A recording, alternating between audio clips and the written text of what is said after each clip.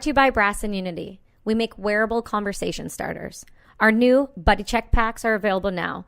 Grab one and check on one of your closest buddies. They may need it now more than ever. Go to brassandunity.com, use the code UNITY, and get 20% off. And let's all heal together. And brought to you by Combat Flip-Flops. Bad for running and even worse for fighting. Combat Flip-Flops are your ticket to the unarmed forces by providing you with military-inspired quality footwear for men and women. To help support the podcast and in support of women in developing countries, head over to combatflipflops.com and become a part of their unarmed forces today. Be sure to use the code UNITY at checkout and get 25% off. And brought to you by GFDA. Good fucking design advice. The voice in your head and the foot up your ass. GFDA makes prints, drinkware, and apparel for people who want to do their fucking best. Go and use the code UNITY and get 10% off now on anything on their site, including our collaborative product, Fucking Help Somebody. And brought to you by Daisy May Hat Co., the custom hat company based in Nashville, Tennessee. They make custom one-of-a-kind hats from wide-brimmed fedoras to cowboy hats. All of their hats are 100% beaver felt, and it's the highest quality hat you can get. They also have the coolest shirts ever. You can use the code BRASS at checkout for 15% off your entire order. Go and check out daisymayhats.com. Embrace the fever. Live the dream. And brought to you by Midday Squares. Have you ever tried a Midday Square?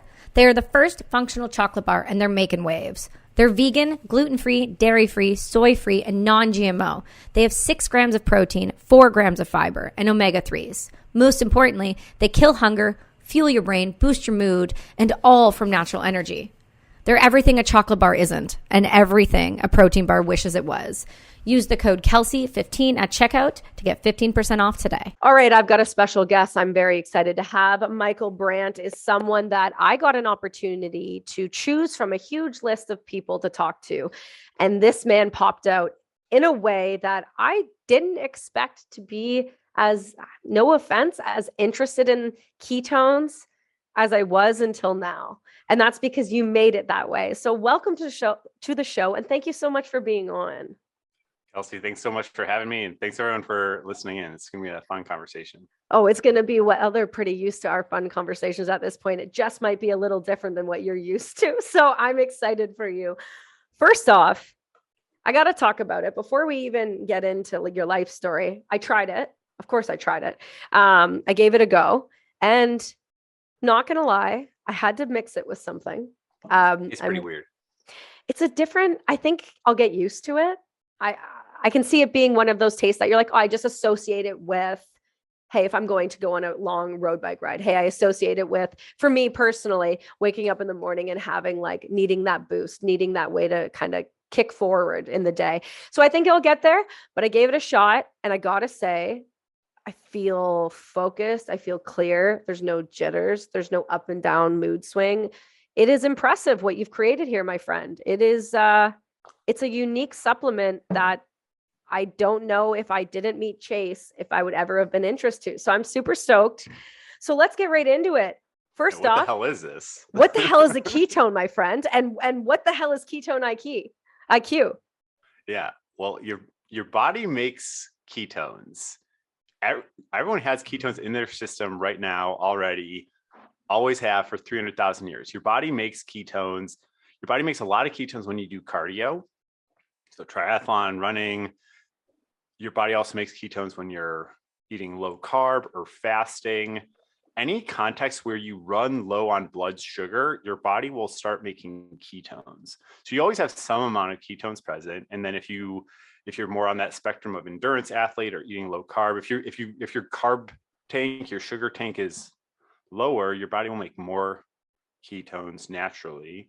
And ketones are this really efficient metabolic substrate, a really efficient form of energy. They're like your body's backup, hyper efficient battery pack.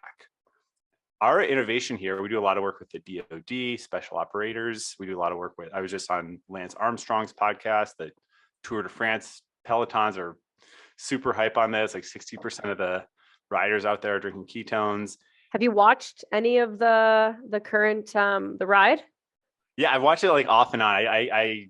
It's fun. I don't watch it. I'm not glued to every single minute of it, but I definitely watch the highlights, especially with the guys in Aspen.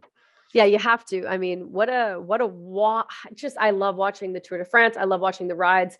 I don't watch them all, but I'm like you. It's like, I want to see exactly what's going on in terms of the highlights. And my God, have there been some nasty crashes this year? I digress. Please continue. Yeah, it's a wild sport. I think a lot of people don't realize it because it's like, hey, who are all these like men in spandex? But it's a tough as nails sport. Like it is like, those are some tough cookies out there. Mhm. So our whole innovation here, ketones are this magic molecule. We figured out a way to put it into a shot, into a drink. So you can have direct access to it instead of, or on top of all those other wonderful things that you're doing with endurance exercise, good diet all around. It's basically tapping into nature's super fuel, but you just get to drink it. The DOD initially, when they started working on this, they called it Operation Metabolic Dominance. So there's a lot of different ways to think about what a ketone is. Oh, see, that's going to be great for me and our listeners. That's a good one, fantastic. right? That was that's solid. DARPA, which you know, and a lot of Mhm. listeners I'm sure know, like DARPA, Defense Advanced Research Projects Agency. They were poking around at this in like the early 2000s, and that was this program, Operation Metabolic Dominance, and they were really curious about extending warfighter performance, right? It takes a lot to train a special operator, like hundreds of thousands of dollars or more. Mhm. And you want people to be able to be active for more years and be, mentally good, physically good for longer periods. Yeah, protecting the investment of soldiers and individuals when you're talking about special operations is a different thing. I mean, for when you're talking about conventional forces and NCOs and things like that, I mean, they have absolutely no issue investing little to zero money on keeping them because they can go through them. There's more of those. But no matter how many people you dump into the pipeline for special operators, you're still only going to spit out the same amount, because it takes a very specific type of person. And that person needs to be able to operate optimally for longer periods of time. And sometimes in situations where you would have expected to be done the operation, but you're out there anyway. And so to see something like this, I mean, of course, DARPA would be looking at, I guess I giggle when I think about DARPA looking at the body that way. But I mean, if you're any type of military, you need to be looking at your physical health, your mental health of soldiers, and how to keep that longevity going. So it does make some sense in my eyes now that I, dive deeper in my brain about it. But Yeah.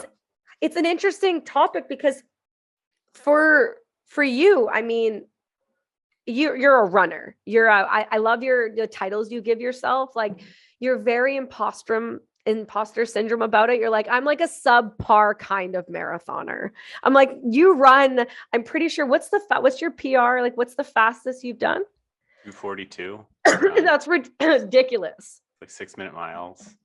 Yeah, I mean, that's impressive by anybody's standard. So if I were you, I highly recommend you changing it to, I am just amazing, intense, but put it in there, like 6-minute mile runner, but I am fantastic. It's funny, Kelsey, because I think that works 97% of the time until I'm like sitting across the table from someone on like the US national team. They're like, oh, okay, like I'm way faster, right? Like it works until it doesn't, until you're sitting across from and we do sometimes, you're sitting across from like Olympic athlete, you're talking like Apollo Ono or Lance Armstrong, talking about what a cool athlete you are. And they're like, all right, cool story, bro.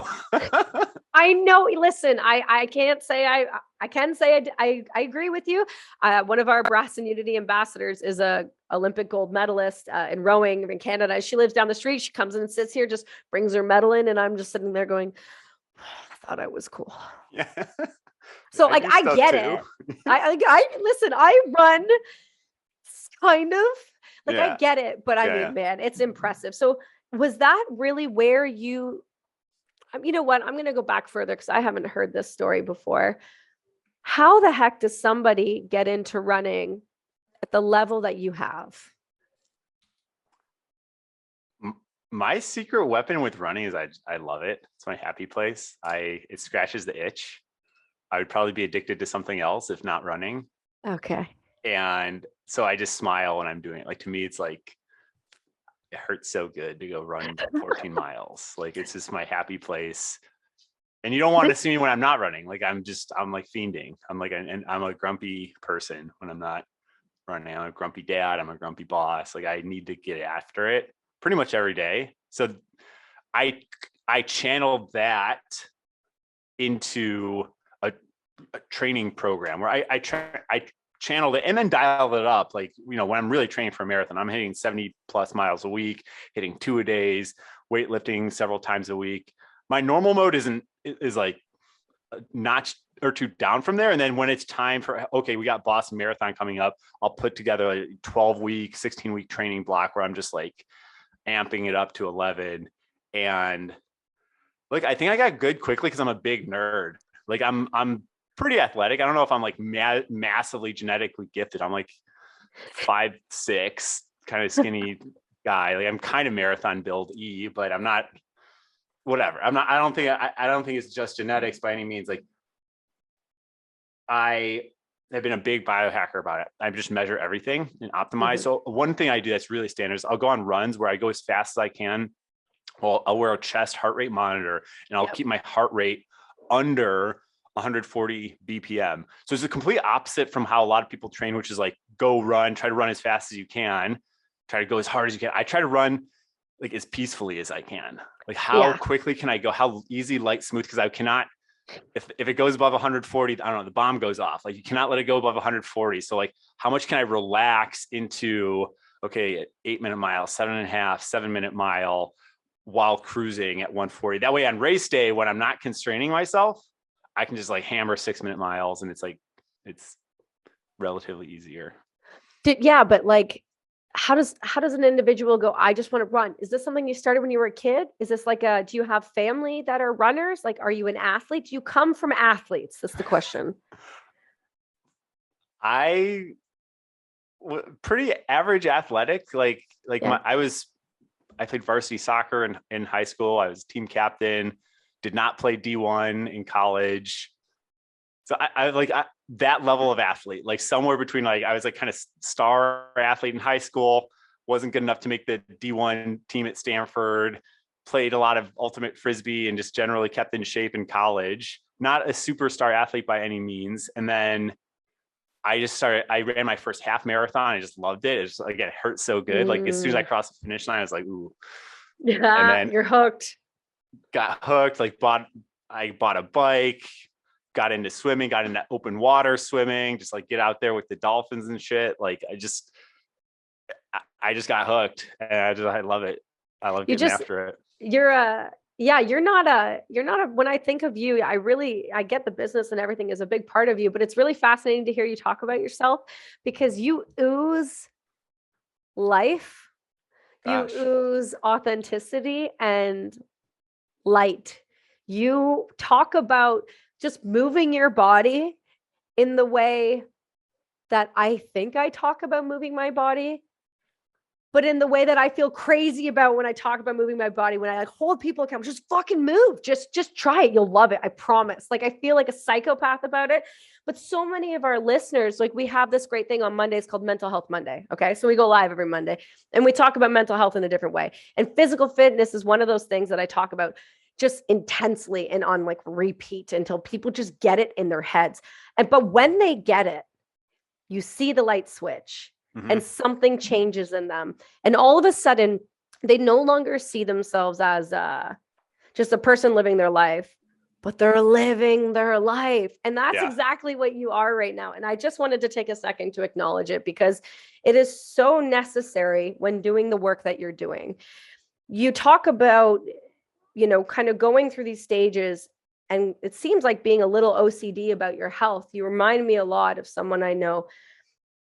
I want to get into about what you were just saying. Like, you're like, I wear a chest strap. Let's talk about wearables. Let's talk about how and why combining, fitness with wearables, diet, and then adding ketone can just up the game because so many people aren't even sure how to start.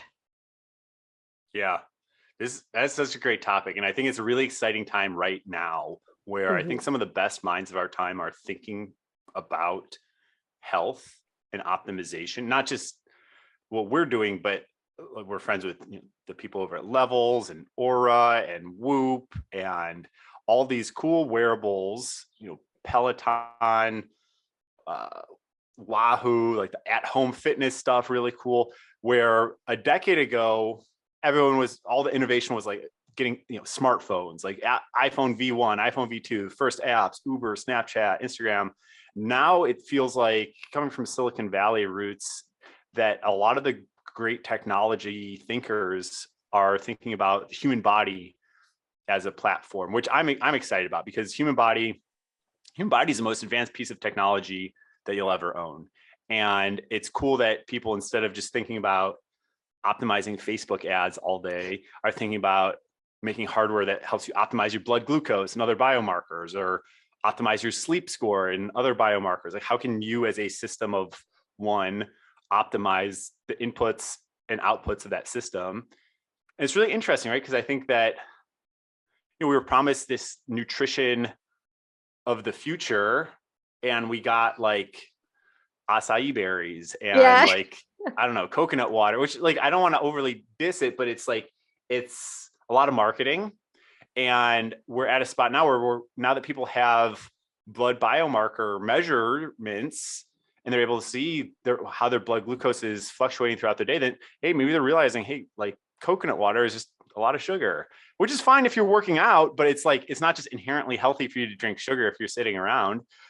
And people are getting more in tune with their metabolism, with their sleep, with their circadian rhythm, with their fertility. That's a big topic that a lot of people are thinking about, trying to solve. My friend just started a company called Conceive that's specifically dedicated on this. Lauren, I'm happy to introduce you, by the way. I think you would hit it off with her. You must, because I have so many girlfriends, and I just tangent. I do this.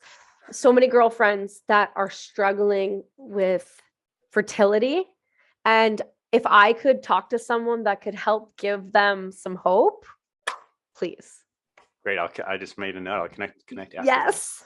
And it's cool. Like, it's cool that now is the time that people are treating the human body as a system, and great hardware, great software, great new updates and nutrition are being built, where it's cool, right? When you drink Ketone IQ, you can see within minutes that your blood ketone level rises. And that level of objectivity about how what you're eating is affecting you or not is really special. And I mean, we're not going to you can't repack Pandora's box once it's all escaped. Like, as we are now discovering what is going on inside of our body, and you can see all the time in real time, beyond your, once a year, 20-minute visit to your doctor, if that, like, now that people are able to see it in their own hands, they're getting very wise to what they're putting into their body and why, and how it's driving. Like, I don't know how many friends I have who are like, they don't touch caffeine, coffee afternoon, because they're fill in the blank, their Whoop, their Aura, their Apple Watch barks at them because their sleep score goes down, because caffeine stays in your system for longer than you might think.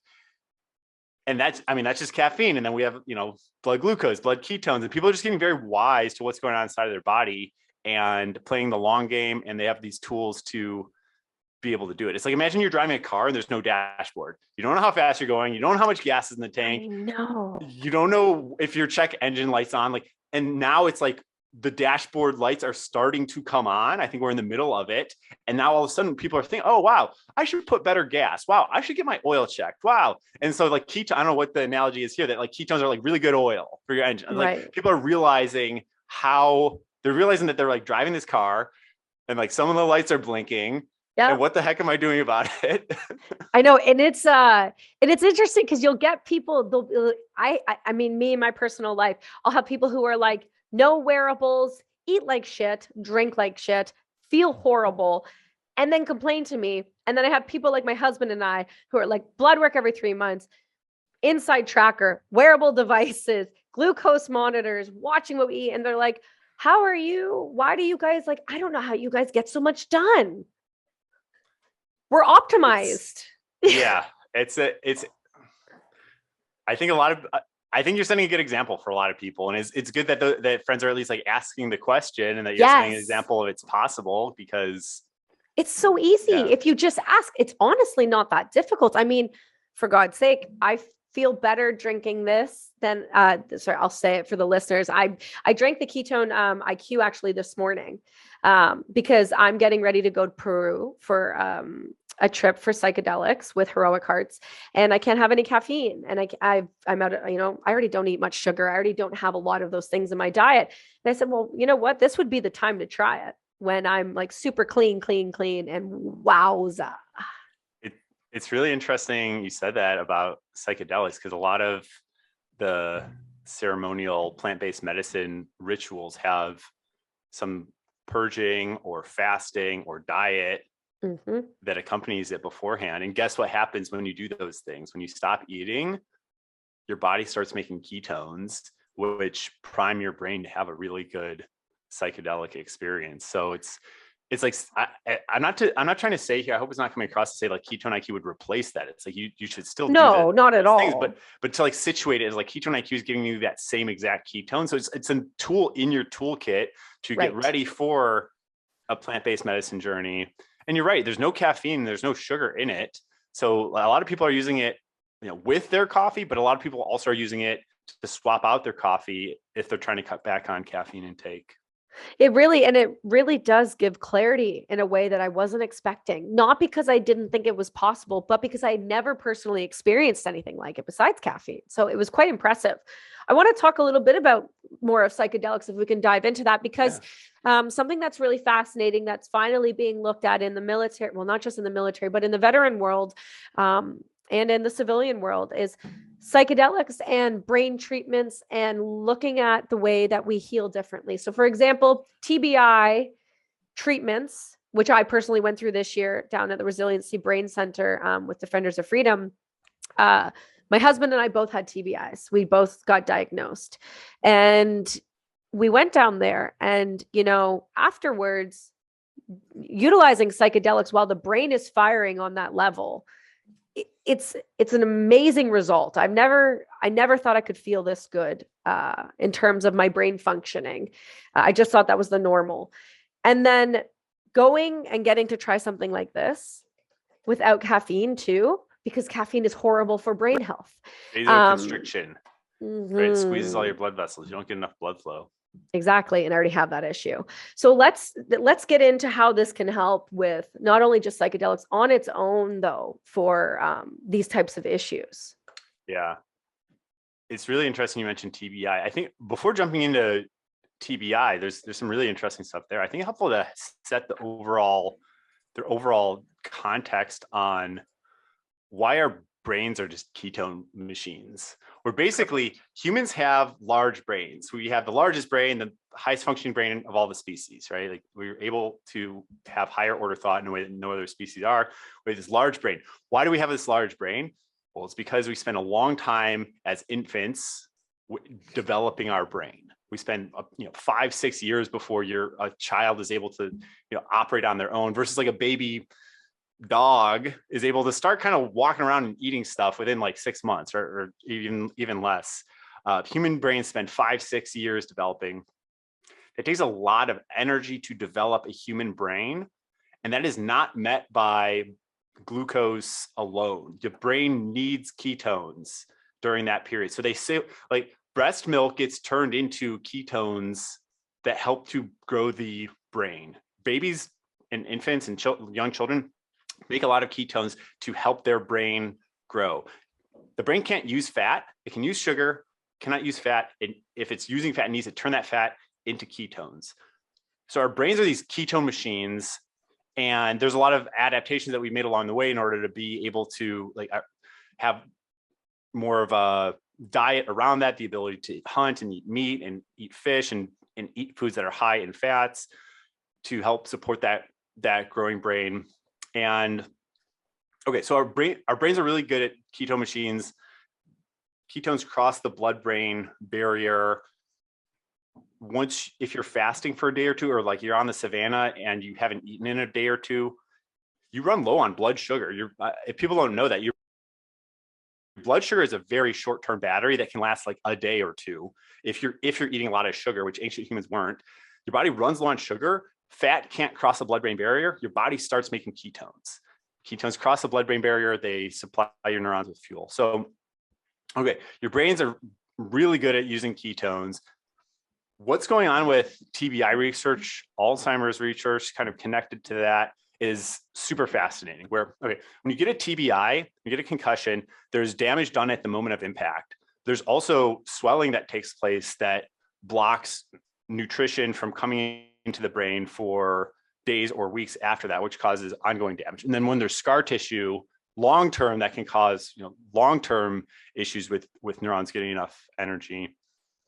Glucose isn't that good at getting into the neurons. A lot of times TBI impairs the ability for glucose, blood sugar, to get into your neurons. But ketones are this super fuel where they require less oxygen to turn into cellular energy, ATP, if people remember their mitochondria is the power plant of the cell. Mitochondria turns fuel into ATP, which is the cellular currency of your cells. So ketones can go through a different pathway than glucose. They don't require as much oxygen, and they create less oxidative stress. So less free radical buildup, less of like the gunk. If your cells are engine parts, they're always producing gunk, but glucose produces a lot more gunk. Ketones produce a lot less gunk. So for a number of reasons, people are looking at TBI, both acute, like right after a TBI, like drink ketones, don't eat sugar, get ketones circulating through your system, get your body making ketones, drink ketones, as well as we are actually doing a big study with ongoing TBI, so chronic TBI, where people are doing keto diet and or having exogenous ketones, which is what Ketone Iq is, a ketone that's generated outside of your body. Exogenous means. So it's a really interesting area of looking at different brain function and how ketones can rescue that, and how it all ties into our evolutionary adaptation, where like our brain is on purpose really good at using ketones. Couple that with psychedelics, and you're looking at a way different way of healing. Yes, we're basically whenever there's a high energy demand from your brain, ketones are really effective. So including infant brain development when we were all infants, and including as an adult when you are highly stressed, when you're exercising really hard, when you're on something psychoactive, whenever your brain is going through a lot and has a high energy demand, it's okay, what energy are you supplying your brain with in that situation? Yeah, how clean is that energy? Yes. Where are you getting it from? Can we talk a little bit about blood types with this? Because you just said something that was fascinating, which was, when you're talking about the fat can't cross the blood-brain barrier, and you're talking about things that to do with glucose. Well, glucose, that's what happens when TBI patients start to drop off, right? That's one of the things, is you start to show, diabetic symptoms out of the blue for no reason. And it would make no sense. That's something we went through with my husband with figuring out his issues. Hey, you. Have you checked in with yourself today? How are you doing? How are you feeling? Have you had enough water? This is your midday check-in, brought to you by Midday Squares. Big breath in. I'm back at it. So when you're looking at adding this in, how much of a difference is that going to make for somebody that's a diabetic? This is super interesting. So did your husband have, he was having diabetic type issues, like insulin resistance, basically? So what had happened was, my husband is a retired professional supercross racer. So he raced in the AMA Supercross series, and he has had a multitude of head hits over an extended period of time on a really serious level. The issue became, as he aged, we didn't realize any of these were issues until all of a sudden he just dropped one day, dropped to the ground, and everything shut off. And no one in Canada could figure out what the problem was. They're like, oh, he's diabetic. He's got these issues. It's a blood sugar problem. It's, they looked at everything but a TBI. And what we started to see was massive diabetic sugar swings. Just like, my family is diabetic, so I've seen this before. And we put a continuous glucose monitor on him to watch that. And it was intense. I've never seen swings in sugar like that before in my life, based off of the most clean eating as well. So that's when we saw that. That's when that had happened for him. Interesting. Okay, so when people have Alzheimer's, it's often considered type 3 diabetes, or I guess rewinding just so everyone knows what diabetes, the type that most people get is called type 2 diabetes. That's the non-genetic kind. That's the kind of diabetes that you get when you eat too much sugar over the course of your life, where the bio one-on-one on this is that when you eat sugar, your blood sugar spikes. When you eat carbohydrates in general, especially processed carbohydrates, your blood sugar spikes. Your pancreas releases insulin, so your blood insulin spikes to address that glucose. If you do that habitually over time, you develop insulin resistance. Like insulin keeps spiking and then eventually it no longer works. So we're all on some spectrum of pre-diabetic. Diabetes is not this like black and white switch where one day you have it. We're all on some spectrum of insulin resistance or not. Alzheimer's is highly correlated with diabetes, like 70% correlation. And there's been some really interesting research where Alzheimer's patients seem to have an inability to metabolize glucose in the brain. And in fact, when they go ketogenic, so when they eat a lower carb diet, when they induce their body to start making more ketones, they're able to reverse the symptoms of Alzheimer's. That basically what I was saying before, where ketones are able to get into the neurons through different pathway from glucose. And so when someone has Alzheimer's, and that's due to an inability of the brain to metabolize glucose, ketones are able to rescue cognitive function. So I don't know the exact situation with your husband where it was like, the same like broad principle applies with TBI and Alzheimer's, where if there's some interference, there's some reduction in brain metabolism, hypometabolism, like not enough metabolism going on with glucose, that ketones can rescue neuron activity. Because did your husband, did any of the doctors, anyone like suggest a ketogenic diet or anything like that? Oh dear. Yeah. I don't know if you know about Canada. Okay. We have this thing called free healthcare.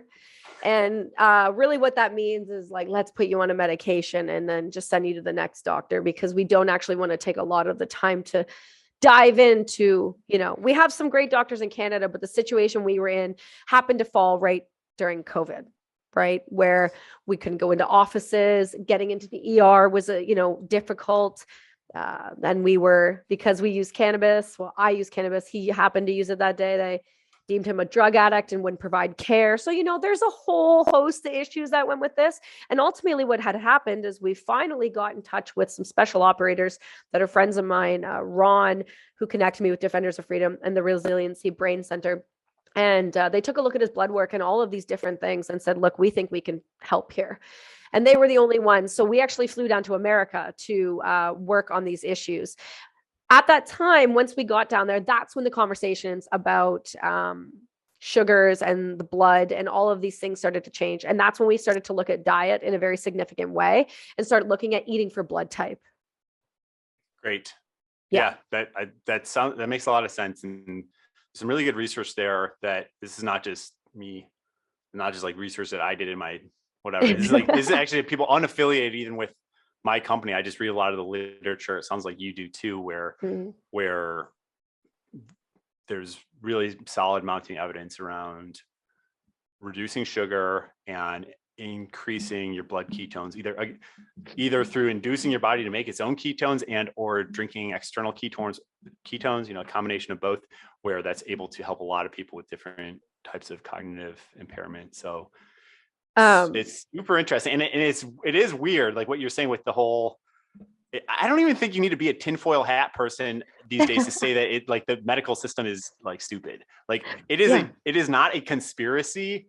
It's like the conspiracy that literally everyone agrees with. So I don't know if it's a conspiracy. Even like my doctor friends are like, yeah, the system's broken. Like there's no one who's like, yeah, America has its own set of problems, obviously. And so does Canada. And I don't know if anyone has it all figured out. I don't think so. Where like throwing pharmaceuticals at it, like chucking it over, like it just, why aren't we looking at diet first? It's like, we're so zoomed into like, it's like we developed some super expensive specialized engine degunker, when it's like, hey, like zoom out, like maybe the gas that you're putting into your brain, into your mouth, into your overall body as a system is trash. Like, why are we developed the like $10,000 engine degunker before we ask the question of like, hey, why don't I just eat cleaner so there's less gunk buildup? It's because like your doctor can't prescribe you like to stop eating sugary cereal and go eat avocados and eggs instead and like cut out the sugar, eat healthy fats. Like there's no money there. There's no pharmaceutical company that gets paid out on that. And I would say, just to connect the dots, is why it's so exciting right now is a time where people are able to, I think we're in the postmodern period of medicine where maybe the 20th century, the 1900s were all about like, okay, best practices. And what does Johns Hopkins and the Mayo Clinic say? And what does Cedars-Sinai say? What do the best doctors say? Okay, let's listen to them. And that knocked out like a lot of low-hanging fruit. But now we're in this period where like that system ain't working anymore. And now everyone's wearing their devices. They're going to different alternative medical providers. They're taking it into their own hands. They're saying, hey, look, like my doctor who spends 20 minutes with me a year and then chucks pharmaceuticals at me, like that ain't it. Like that can be part of the equation. Like if you need an MRI, go to the hospital, right? Like but like have that play its part into your overall health agenda, which you need to run. Your doctor's not running for you. You need to run as a person. No one's got your back except for you.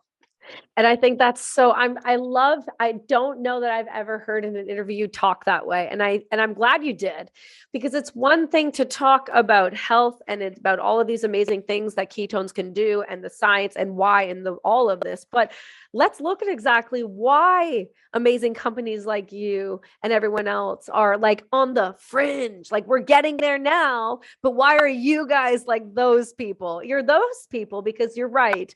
Pharmaceutical companies can't prescribe this. Pharmaceutical companies can't tell you to, hey, that Coke, maybe 12 is too much. Let's go there. But you also can't say that in society too, though, right? Because that's fat shaming, or that's being cruel about people.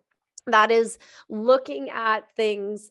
You're looking at things in a very realistic way. But ultimately, we can't say that, because then anybody who is slightly overweight or anybody that chooses to eat Chick-fil-A, 3 days a week, that's being, that's not being inclusive, and that's being nice. When the reality is, if we just stopped and for like 2 seconds, because during COVID, plenty of doctors were telling and teaching people how to not get away with going to the doctor without them weighing you.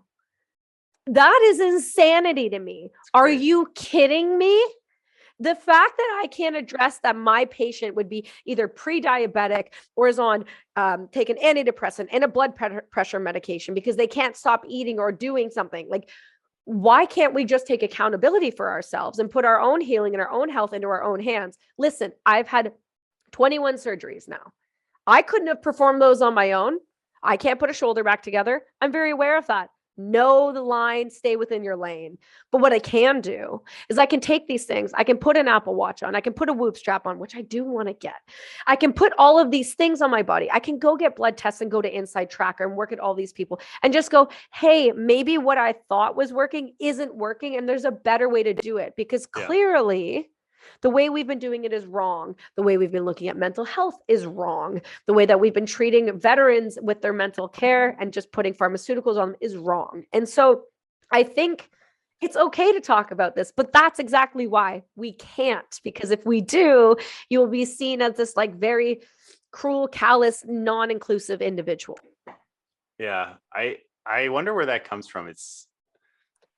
It really is just like, what do people want out of life? Like everything's calculated risk. Like, I don't know, I ski really hard. I do double blacks. Maybe I'll crash into a tree one day. Hope not. I try to be measured about it, but yeah, we all take some risk, and that's life. And it's just like, what risk do you want to take though? Because I think some of the risks are not worth it. Like, right. I think eating unhealthy and feeling low energy and then having terrible biomarkers and then dying early, it's like, what was the upside there? You know what I mean? Right. Like, you can kind of, if you adjust to like a healthier diet, like your taste buds will adapt, and then you'll start to love the taste of healthy food like salmon and smoothies, and like you'll start to love the things that you thrive off of. Like it's not that much of a leap, but you know, it's a free country, free world in a lot of the parts of the world. It's like people can do whatever they want, and I think that freedom ought to be there. If people want to live fast, die young, smoke Marlboro Reds, like okay, you know, like who am I to stop them? Who are we to stop them? But it's like I think a lot of people don't want that, and I think being able to have like your questions answered is should be a fundamental right. I think what's interesting, right, with like where we're at right now with like blood, you know, we talk about getting your insight tracker. Like what is cool is we're coming to a spot where like you can get your bloods, like your readout, and then you can shop it around. I think that's what's cool. Like you can go to your regular doctor, but you can also go to 4 other doctors. You can go to an online doctor. You can go to this doctor. You can go holistic medicine specialist. You can more than ever. It's like that data is yours, and then you can go to you can get a few different opinions. The same, like in the past, I think it was a little harder to get a second, third opinion, and it's all trapped within the like medical system, whether it's Canadian or American or whatever. But now there's that freeing of like, okay, I got my bloods tracked, and then okay, actually, I can actually track 1 or 2 of those on a daily basis with my CGM or my Aura, and I'm going to keep tracking those, and I'm going to check in with my chosen constellation of experts. Maybe you do have like, I don't think you should not talk to your MD, but like you should talk to your MD, but you should also talk to some like other a bunch of other too. people. Yeah. And then like bring it all down to planet Earth, like collate it down to, okay, what is my actual action plan here? I think that's an exciting time that we're in. And I think one job that is going to exist, that exists a little bit right now, but is going to be really big in the future, is going to be like a personal health steward, like someone to like sit next to you, like the way your real estate agent helps you buy a house, like someone to sit next to you, and like they're not your doctor per se, but they're helping you to like collate across all of the different doctors. Hey, your one doctor said this, like your generalist said this, your hematologist said this, your holistic medicine specialist said this, you're this, like, and like help collate it, bring it all down to earth, the way that you would for like your husband, if your husband is sick. But like, can that be a paid profession? Oh, I think that role is going to take off. I think it's really interesting. I'm considering it immediately. I know exactly what you're talking about, because after these health issues we went through with him, and then subsequently with me, we have more doctors and more professionals and like Galaxy members than we've ever had. Yes. It is intense. I'm like, what did Doc G say? Okay, what did he say? What did she say? Like, it's wild. And who's the hub of the wheel, right? It's like, exactly. It's like either it's your husband for his own issues, or like you are the advocate for your husband, which is great. But I think it could be interesting because like, right, it doesn't feel like anyone in the constellation outside of like literally patient and the spouse of patient, like there's no one who's actually like advocating, like stitching the whole picture together. Right. And it's great if you can be there for yourself, but you know, some medical issues, you can't actually be there all the way for yourself. Right. Or if your spouse can be there, but that's asking a lot. It's like, it's not crazy to me to say like when you're going through a medical issue, or if you have chronic medical issue, that you're paying someone X dollars a month to be the patient advocate, the same way that you would for your ailing parent or your spouse or whatever. But it makes total sense. I can see that becoming a great profession, and it's like having your own health assistant. Someone that just helps you manage your life. It's like a life coach, but for your health and the wellness of your body. And I think that is I can't see how that's not gonna blow up. I mean, if you look at the way people are starting to organize their life with importance, especially after COVID, what really matters, people are really taking a moment. I think out of everything I can take from COVID, as it being as irritating as it was, on like several levels, I'm sure owning a company, you're a co-founder, like we haven't even talked about HVMN. So I'm super sorry. But no, let's go into it. Yeah. Let's get into it. So like bring me past that, but I'm sure this has not been easy for you either. Yeah, it's been a tough couple of years. You know, I think a lot of moving parts in the world, a lot of ambient distress levels and questions and supply chain issues and all that good stuff. But you know, I think a lot of times the great companies rise from the ashes of a recession. Like Google, probably, you know, just undeniably one of the best companies in the last 100 years. Like they came out of the dot-com burst. So Google came up when all of the companies around them were in the ashes. The dot-com bubble had just burst. Google invented freaking lightning in a bottle. And because all these companies around them burst, they were able to hire the absolute top talent. I worked at Google for a couple of years, not super early, but like semi-early compared to now. And I completely believe that the first 1,000 people that worked at Google were like geniuses because of that context. So like you always have to see the lightning, the silver lining in the clouds, where like, hey, when it's a recession, well, it's easier to recruit top talent. Yeah. When the economy is booming, hey, the next company next to you wants to pay $300,000 to someone to do like an easier job. It's really hard to recruit that person over. Versus recessions, like, hey, there's talented people that like weirdly don't have a job, and like you have your pick of the litter. Which is not, I mean, it's a fantastic way of looking at it. I do love that. So how did you start this company? What made you go, okay, we're gonna throw all in here? Okay, so I first started entrepreneuring almost a decade ago in 2014. I started a company called NutriBox. My co-founder and I started it. We were the first nootropics company to go on Shark Tank, which is the American version of Dragon's Den. Oh no, I know exactly what it is, and I'm having a flashback because I feel like I might have seen you on it. That's why I'm laughing right now. Yeah, how did I not put those? We were on it. It was great. Our whole thesis then was, hey, a lot of people drink caffeine, 1 billion cups of coffee are drank every day. There's other stuff that you can combine with caffeine to provide a better performance profile than caffeine alone.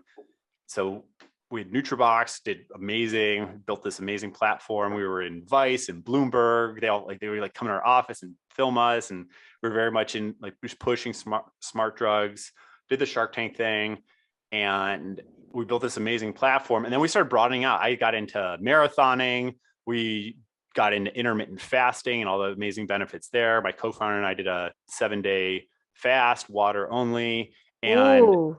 Yeah, that was that how was that? Can you give me a quick how was that? It was cool. I mean, I feel like it permanently changed me and gave me a really healthy relationship with food, where I'm able to decouple the like hedonic enjoyment aspect, which is very important. You got to live life, and also the like nutrition. What do you actually need right now to go forward in your day, and decoupling those, where like you kind of want to polarize. It's like, I love good food, go out on a weekend or going out on vacation. Like let's have a ball, but on a Tuesday afternoon, it's all performance. Like what calories, like how many dollars can I make in my business per calorie I'm eating? Like I'm just a robot about it.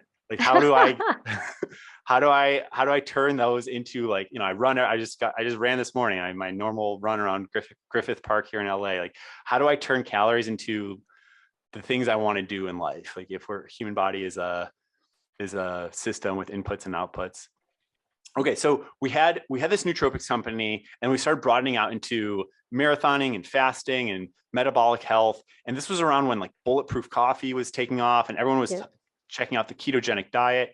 And my co-founder and I, we saw, okay, when you do endurance sports, your body makes ketones. When you drink bulletproof coffee and eat low sugar, it's to make your body make ketones. When you're doing intermittent fasting, by day 3-4 of our fast, we were doing blood pricks to see our ketone levels. Ketone levels were super high. You got like 3-4 millimole per liter of ketones. So we were doing all these activities, and the word ketone kept coming up. This idea of like metabolic flexibility, getting your body to make more ketones, kept coming up. And then we asked the dumb/smart question of, hey, if ketones are so good, why can't I go to the store and buy a freaking ketone? I can buy a shot of vitamin C. I can buy collagen. I can buy omega-3s. Ketones are the bee's knees. Why can't I just go and buy a ketone? And it sounded like a basic question. Okay, yeah, let's do it. We'll launch a ketone. But it's been years, because doing new stuff is really hard. Our first version was extremely expensive. It was $30 a shot. We sold that to the DoD. Special operators were really interested in it. Tour de France riders were interested in it. It tasted like absolute battery acid. but we got like a proof of concept with super high performers. And then that went so well, it was a proof of concept again, only with like a very elite niche, but it was enough of a proof of concept where earlier this year in January of 22, we launched Ketone Iq, which is basically everything that we learned working with the DoD and elite performers. We brought down the price by 2/3. We made the packaging way cooler. We improved the flavor. Really nice. It still tastes a little crazy. It still tastes like Jägermeister. I don't know. It still tastes a little crazy. It's just different, but the packaging is great. I do have to acknowledge that. And it's very explanatory. It's very simple. I think it looks really nice. Thanks. I'll pass it on to my design team. I think we could do a whole other episode just on like entrepreneurship. There's a lot. I would die to do one. You just tell me when. Basically, the early days when it was me and my co-founder, like I was the designer. Our stuff did not look this good. The best thing I've done is like hire good people and get out of their way. So right? Delegate. I'll pass the feedback on to the team. Good. Well, thanks. I love that, man. So then you decided you were going to do this, and you did it, and you did all the work, and you got the government to pay for it. I mean, you nailed it. It's good to have a customer, a big customer when you're going into it. And then, we raised some capital, and we did not do a deal with the sharks, unfortunately, but we got we actually raised our valuation after Shark Tank and then got other investors in. So yeah, obviously. All right. Yeah, I was going to say, great play. Well done. That's the key. If you're not going to get when you're getting the exposure, which gives you so much more opportunity, right? So I think that's fantastic. There's always an upside, right?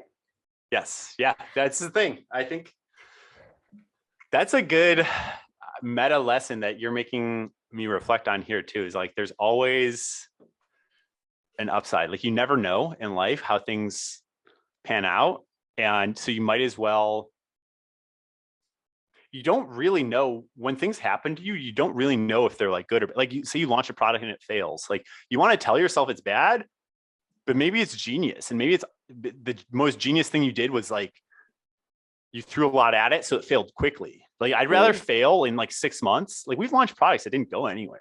Like Ketone Iq is not our first product by any means. Like we've launched other secondary side products that like total duds. Ketone Iq, I don't know. We just sold like 75K of it in a day. I think it was our best day ever because I was on the Lance's podcast. It was Amazon Prime Day. Like it was, I'm sure we're going to beat that best again too, but it's, we launched products that didn't do 75K in like 6 months. So like, I've seen both sides of it, and like, sometimes it ain't pretty. And it just depends on the story that you tell yourself on it, where like, when that product is a dud, it's actually turn all your L's into lessons, right? It's like, okay, this didn't work. I'm super stoked. I figured that out quickly. If you're going to L, do it quick. Pack up your bags, lose quickly, and get on to the next thing. And no one cares. That's another key thing. I would say you got to be anti-fragile in this world, especially if you're an entrepreneur, especially if you're going after it. The good thing about failing at stuff is that when you fail, no one freaking cares. And I think people need to realize that's a lesson that I did not internalize. It took years to internalize. Like, take a simple example. Like you tweet something out or you put an Instagram post out and no one likes it. Look, no one liked it. So therefore it didn't get circulated out, and therefore no one saw it, and therefore no one cares. Go delete the post if you want or not. Like literally no one cares. On the other hand, if that post goes viral, cool, you're viral. Now a lot of people know you. But like there's the downside in life for trying is way less than you think. Because if it doesn't work, you don't lose any points off of the board. You just don't gain points. So like, get after it, take the shot. If it doesn't work, literally no one cares. So no one cares, only you care, but you can just choose to not care and get on with the next thing and just keep taking shots on goal. Like you can only add points. You can never lose points in life. You can only add points. And so if something doesn't add points, don't feel bad. Just like learn whatever lesson and then like take another shot and try to get more points. That's the key. Keep taking shots, man. Oh, wow. I think that was like the best ending to a podcast I've ever had. Dude. Wow. Okay. Well, can you tell everyone where they can go buy Ketone Iq, how they can support HVMN, how they can help you guys, how they can do anything? Listen to all your shows. I know Lance Armstrong. I'm sure that everyone can find that. But where else can they listen to you? What can they do to support? Yeah, check me out on social. I'm at BDM_runner, and our company is at HVMN. Check us out. Say what's up. I love to hear from people if they're entrepreneurs building stuff, if you're doing any training for anything, if you are doing any kind of biohacking, testing things out. I just love to hear from people. I like to build in public and share a lot about what I'm working on. Love to hear from people, connect with other people that are doing other interesting things in life. So don't be shy. Love to hear it. Yeah, your Instagram is a great follow. I love it. Gotta love your thumbnails and your cover art, man. It's you take time and I can see it, and that makes a difference. Thanks. I'm working on it. I'm going to be the next big influencer. I'm manifesting it. I can tell you, I put a lot of energy over the last few years into like the business and like the supply chain and the science and hiring a great team.